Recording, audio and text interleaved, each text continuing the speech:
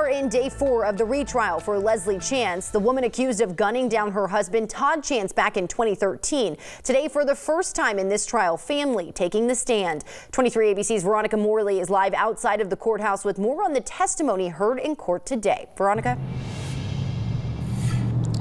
A very cool guy and a good kid. That's how family described Todd Chance today in court. Now, for several days, we've heard from Kern County Sheriff officials and witnesses, but this is the first time that family has taken the stage. First up, William Glipensky, the self-described best friend and cousin of Todd Chance.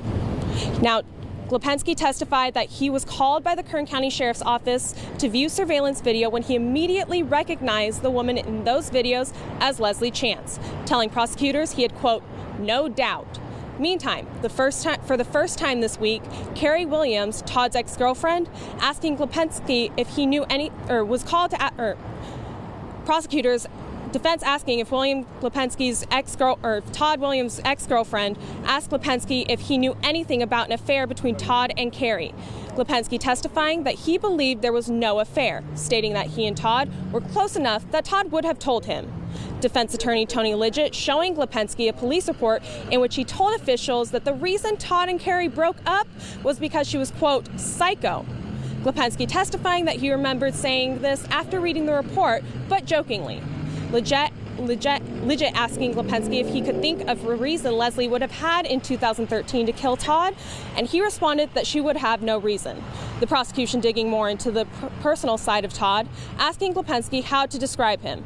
Glipensky telling the courtroom Todd was, quote, a cool guy and good with his daughters. Next on the stand, Diana Chance, Todd's mother. Diana emotional as she described the relationship between her son and Leslie, but when KCSO showed her the surveillance video, she said, quote, it was Todd's wife, fighting back tears as she testified that she thought this would break up the family. Diana also testifying to Leslie's feelings about guns, saying that Leslie once told her she would expel students from her school for taking pictures with guns.